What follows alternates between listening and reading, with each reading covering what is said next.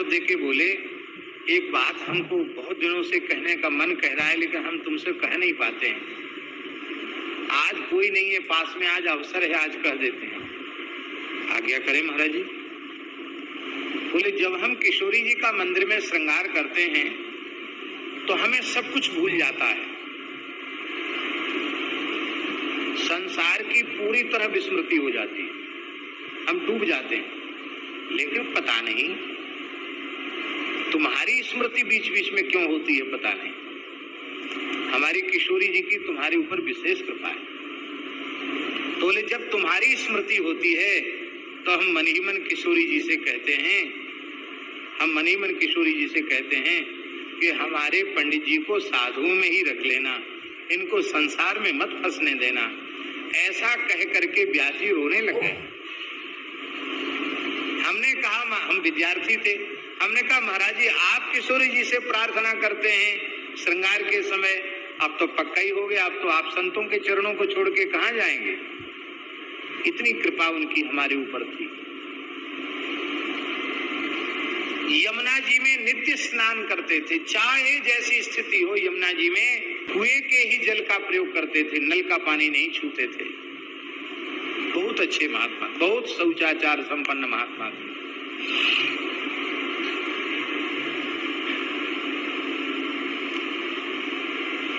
चैत्र शुक्ल चतुर्थी को उनका शरीर पूरा हुआ।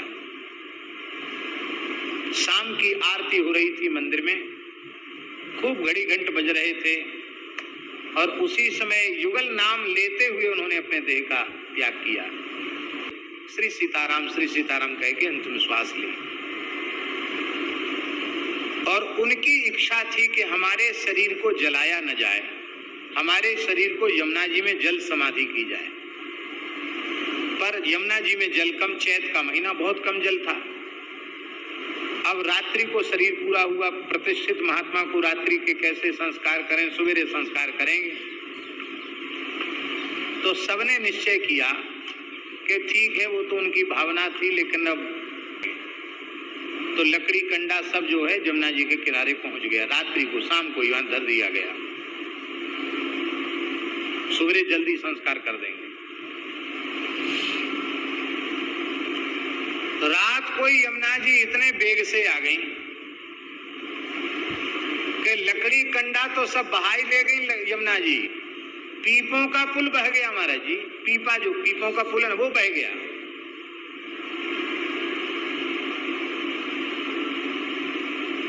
व्यास जी के शरीर को यमुना जी के जल में, और ऐसा निर्मल जल यमुना जी का, बरसात का एकदम निर्मल, कंचन जैसा निर्मल जल।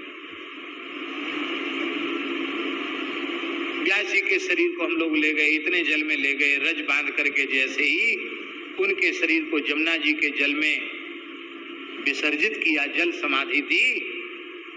प्रत्यक्ष घटना है ये। उनका शरीर जैसे ही भीतर गया है, पता नहीं कहां से कम 1 क्विंटल देशी गुलाब, हरी हरी तुलसी और सुगंधित बेला के फूल, ऐसे सुगंधित ताजे फूल नीचे से निकले और सबने उन पुष्पों को बहते हुए देखा। इस घटना को देखने वाले कई लोग हैं। तो यमुना जी ने प्रत्यक्ष उनको पुष्पांजलि दी और यमुना जी उनको।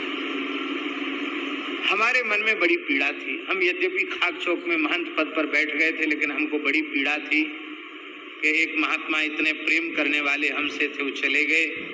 अब की बार रामनवमी पर हम पंचामृत लेने नहीं जाएंगे, ठाकुर जी का दर्शन करने भी नहीं जाएंगे। तो रामनवमी पर व्यास जी ही हमको 1 कुल्हड़ पंचामृत, पंजीरी, प्रसाद सब देते थे और माला ठाकुर जी की देते थे, चंदन तुलसी देते थे। अब इतने प्रेम से कौन देगा, इसलिए नहीं जाएंगे, नहीं गए। बना रात्रि में स्वप्न में व्यास जी की अनुभूति हुई, स्वप्नानुभूति। क्या हुई कि एक बड़ा दिव्य लोक जैसा है, बहुत प्रकाश निकल रहा है, मणियों से जटित है, बड़े दिव्य भवन है, बड़े बड़े पर्दे पड़े हुए हैं और खूब विशाल काय है और ऐसी मोटी पूंछ है गुच्छादार हनुमान जी की, और हनुमान जी वहां व्यवस्था करते हुए डोल रहे हैं। देख के हमने भी प्रणाम किया, अरे ये तो हनुमान जी हैं, लगता है भगवान का लोक है क्या, ऐसा मन में आया। तब तक श्री व्यास जी पुजारी, ये रामनवमी के दिन का स्वप्न है, अभी पधारे, चौथ को तो पधारे थे, कितने दिन हुए, चतुर्थी, पंचमी, षष्ठी, सप्तमी, अष्टमी, नवमी, छठे दिन। श्वेत चंदन का तिलक और चंदन की, केसर चंदन की खौर, सुंदर पुष्प की मालाएं पहने हैं, बड़े प्रसन्न हैं। आए तो मैंने प्रणाम किया व्यास जी को, प्रणाम किया तो बोले हम बहुत चिंता कर रहे थे कि हर साल रामनवमी के दिन हम तुमको पंचामृत मंजीरी प्रसाद देते थे और आज तो तुम आए ही नहीं। हमने कहा आप तो पधार गए थे, आप यहाँ कैसे? बोले हाँ, यहाँ भी हमको पुजारी बना दिया है, हम पुजारी हैं यहाँ। अच्छा, तो ये क्या है? बोले भगवान का महल है, सीताराम जी का महल है ये, हम पुजारी हैं यहाँ। तो हमने कहा कि महाराज जी तो हमको दर्शन हो जाएगा। तो कहती तो हनुमान जी की सारी व्यवस्था है, अभी तो दर्शन नहीं हो सकता। क्यों? बोले आज उत्सव था तो बधाई हुई, सरकार श्रमित हो गए हैं तो सरकार सो रहे हैं, तो राजभोग के बाद सरकार सो रहे हैं, अब सोते से तो जगाया नहीं जाएगा, जब उत्थापन होगा तब वो जगेंगे। तो हमने उनको क्या कहा व्यास जी को कि आप तो बहुत कृपा करते हैं हमारे ऊपर, हमको दर्शन की बड़ी अभिलाषा है, तो पुजारी कृपा कर देना तो वो पर्दा के कोने से भी दर्शन करा देते, धीरे से यहाँ से झांक के देख लो, इस खिड़की से देख लो, भगवान दिखाई पड़ जाएंगे। पुजारी की कृपा हो जाए तो का दर्शन शास्त्र वर्जित है, ये तो बाद में हमको पढ़ने को मिला। तो हमने कहा आपकी कृपा हो जाए तो हमको किनारे से दर्शन हो जाए।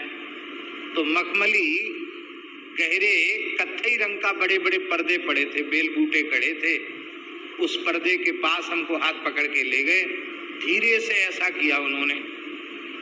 तो क्या देखा कि बड़ी सुंदर सेज पर श्री सीताराम जी सोए हुए हैं, साक्षात, मने विग्रह नहीं, साक्षात स्वरूप से।